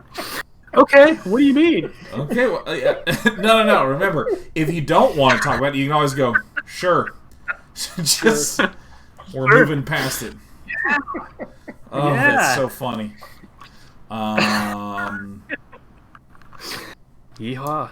But Lee, what you were talking about earlier, which is that weird amorphous how do I choose what it is that I'm making and then make it such that I satisfied what I felt like it was that I was setting out to make when I don't know what that is yet. That whole thing. The more I am fascinated in trying to robustify that whole thing, which is a word now. Edgar Allan Poe used it in a lot, right? The pallid bust of robustification, I believe, is what those words were. Certainly. Pretty much. Yes. Sure. Yeah. No, you gotta hold on to that feeling. Yeah. No, see, very well done, Sean. Because now I can't help but feel embarrassed and want to move on. That's really great. Amazing. But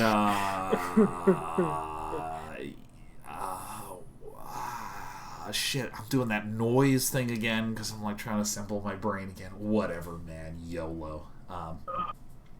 It suddenly dawns on me that I think I know what the thing is that's getting in the way of expanding Pillow Fight. What's that? I think it's the speed of pillows. I think that's the one. I'm gonna. Yeah, and all of you are going. he's gone. We lost him. We started talking about ant ranching, and then he just went, it's pillow speed. The pillows are too fast. I'm going to go out, I'm going to be like holding my dog like this, like, we need to slow down pillows, CC. And the dog's going to be like, as long as I walk soon, it's cool. Like, I think that there is a speed at which things happen where brains go from twitchy, reacty action mode to thinky strategy choice mode. Like, okay. So my theory for where visceral fun, like ooh yeah, comes from, all of that is quick approximation. That's where visceral thrilling fun comes from. Quick approximation. Like, you're at a carnival, here's a ring, throw this ring onto the thing. Could have chosen different hand motions, but that's the way it is now. Yeah, that's how carnivals work. Yep. Sure. Or, skee ball where you're trying to just, like, I think that with this weight I can throw at this angle, or, like, crash into shit at Rocket League, aiming and shooting in a shooter, or even the game that's very good at keeping us up till 6 in the morning in Civilization. It doesn't have any real-time action sort of thing, but it does have instead of, here's one decision and 500 choices, which of these 500 are you going to pick? It's, here's one decision with 3 choices, and another decision with 3 choices, and another decision with 3 choices. So you're kind of just loosely trying to figure and approximate the way that, sort of things go down there.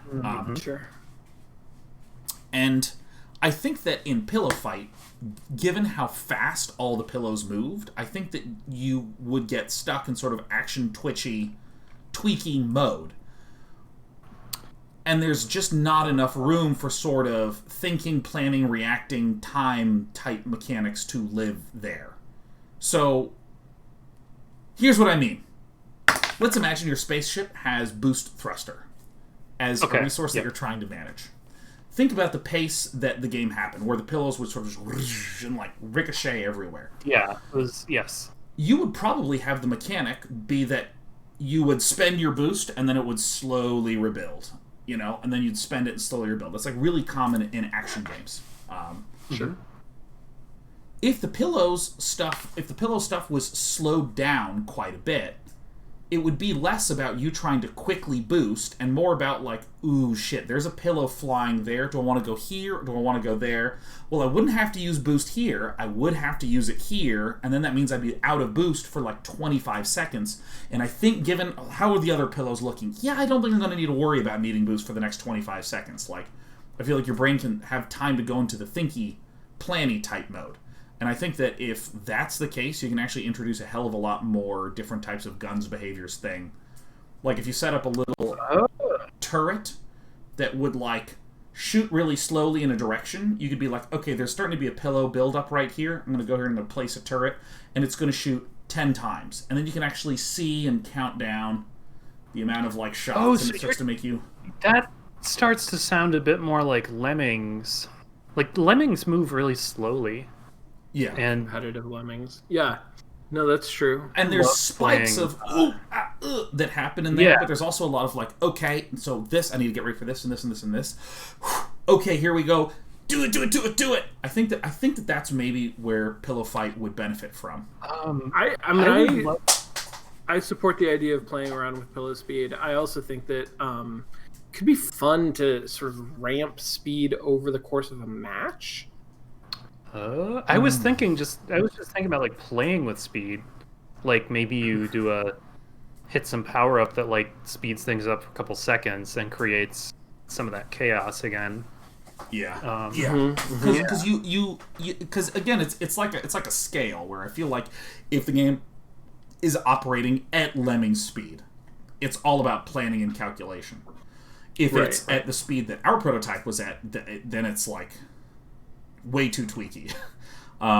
Which was fun. Yeah, it was very chaotic. Like it was, it's just hard to expand on something that has that tight of action because there's just not enough time for interesting things to happen.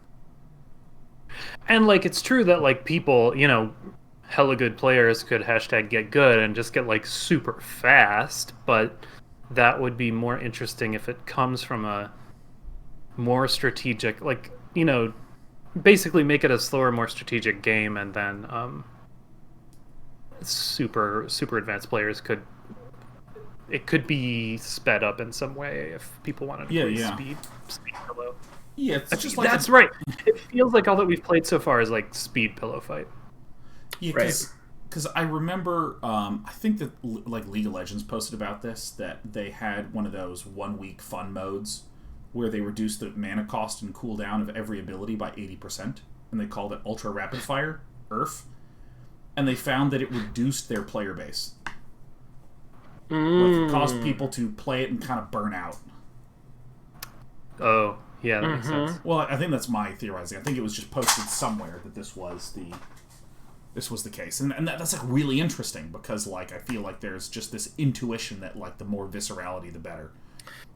Well, the only thing I'll say about that is that you're dealing with a set player base, right? Like that's it doesn't mean that the game became less fun. It means that the game became less fun to the players who were there to play it, because those players were used to playing a different game.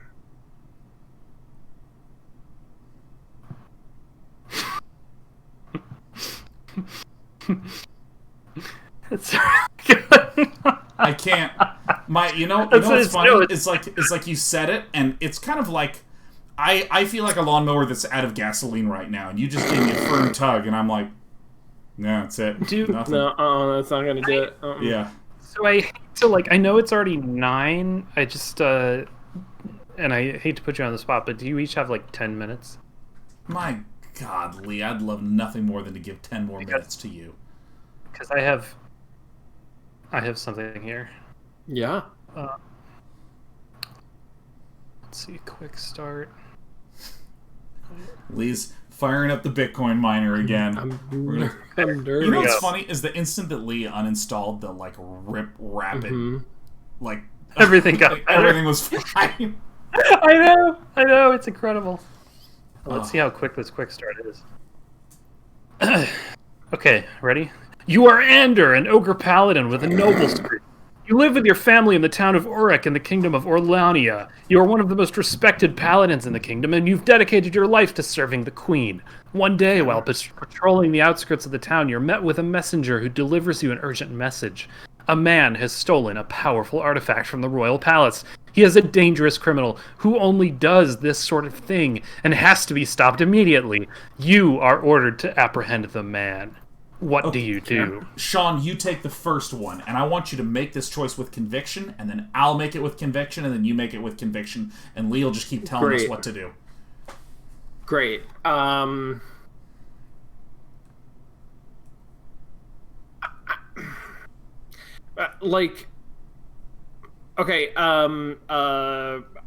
Investigate the man's location. Investigate the man's Nice, that's location. Good. I can work with that. You investigate the man's location. This way, follow me, you say to your fellow paladins. You begin to follow the messenger while your fellow paladins follow. Great, good, okay.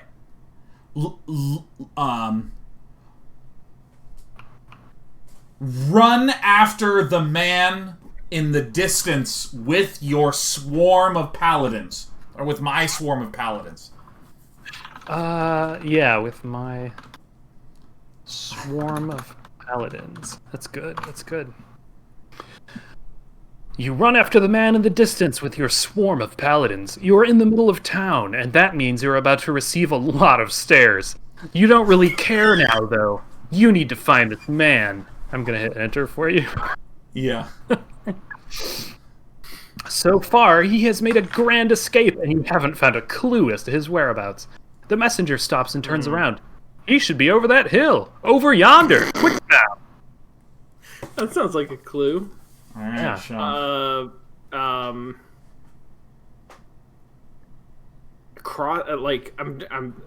want to say mount the hill, but like summit the hill.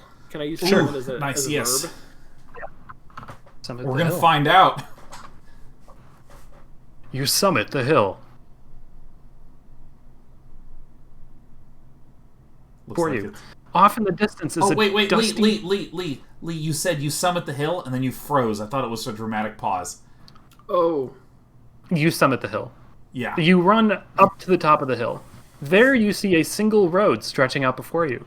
Off in the distance is a dusty. Hold on. What? A dusty toque. A dusty toque, and an equally dusty man with his horse. And a toque is a winter hat. T-O-O. A T-U-K-E. T-U-Q-U-E. A dusty toque. A toque. You see a dusty toque in the distance. I'm betting it's French. That must be French. Yeah, I mean, it is in fact Canadian. Yeah. That's I was amazing. guessing it was All right. French. All right. I'll, like, pull my hammer above my head and throw it 500 yards towards the man in the toque. 500 yards. That's specific. Yards toward the... Now, the man is not wearing the toque. Oh, he's not? I thought he was. Well, sorry, my aim's a little off. It says off in the distance is a dusty toque and an equally dusty man with his horse. Yeah, I guess let me tell you that. Yeah, like, I don't think the horse is wearing the toque. Okay. All right. I guess you're right. I mean, you know, they're the same dustiness, so they're probably... Okay, here we go. You throw the hammer straight at your target. It flies through the air and lands on the toque. Nice throw, the man says as he picks up the hammer. It's still unanswered as to whether he's wearing this. It is as though my hammer was a dart and this toque was a dartboard, and it thunked precisely. Like, what a complete misinterpretation of hammer throwing. But it's your turn. I'm gonna take a turn here. Okay, so he picks it up. The man opens a leather pouch at his side and tosses something into the air. A puff of smoke comes from the pouch as the object begins to glow red. What do you do? I don't know what the object is. Charge forward with all the paladins. There it is. It's good. You and the rest of the paladins run toward the man. As you get closer, you see a bloody sword materialize in his hand. Oh, damn. All right. I'm going to take a turn here. Okay. It looks like you'll have to turn back now, he says. The paladins swarm the man, but he fights valiantly. He expertly parries every attack and counterattacks. This guy sounds tough. Grab the man by the skull and shove our thumbs into his eyes. I want you to write that down. I want you to enter this into the dungeon. All right, but I'm going to say my thumbs. Okay. That's fair. That's right. Fair. Shove Lee's thumbs. Just like, I grab your thumb and I shove him into his eyes. That'd be so good. And then what happens, Lee? Well, you grab the man, who screams in agony. With unnatural speed, you stab your thumbs into the man's eyes. He screams pitifully for several seconds until he finally goes quiet. I award you a... Sweet, we got a point. Take the magical bloody sword. Yeah.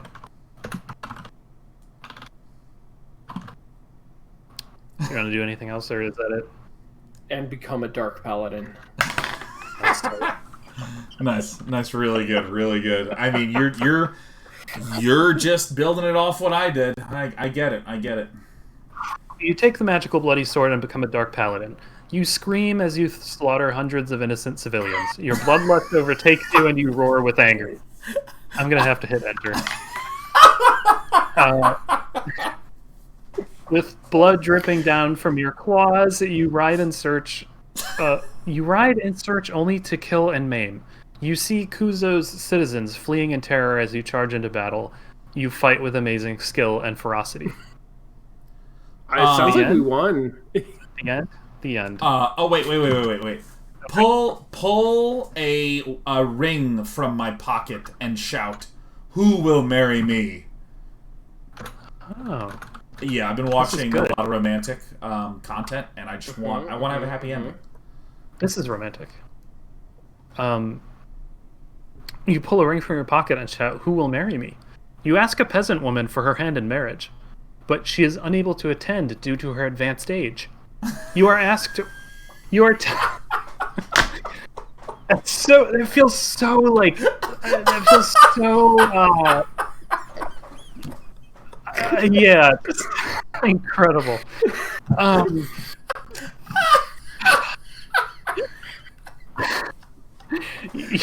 You are It's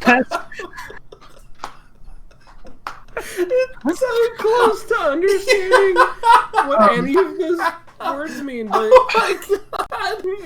It's just like.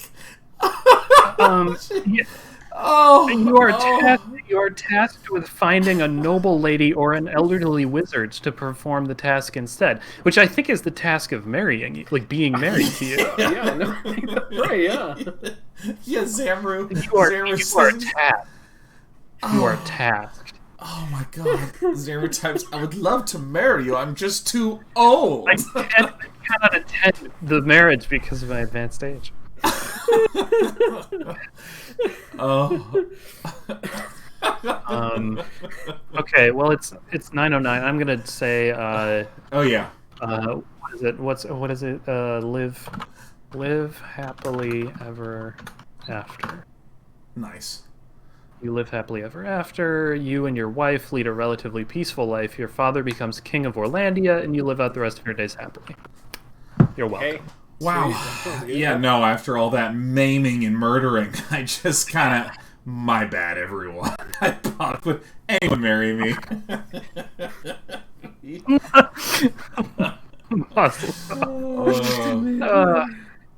Apakawala said Mazel Tov.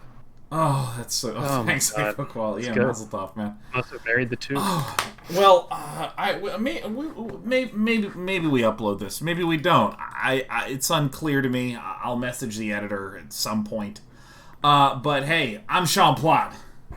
Lee Grainer. Sean Bloom. Thank you for hanging out with us on Technical Difficulty Mondays, the show where we half the time play a game and all of the time have technical difficulties. We'll see you on next week's Mostly Walking Time.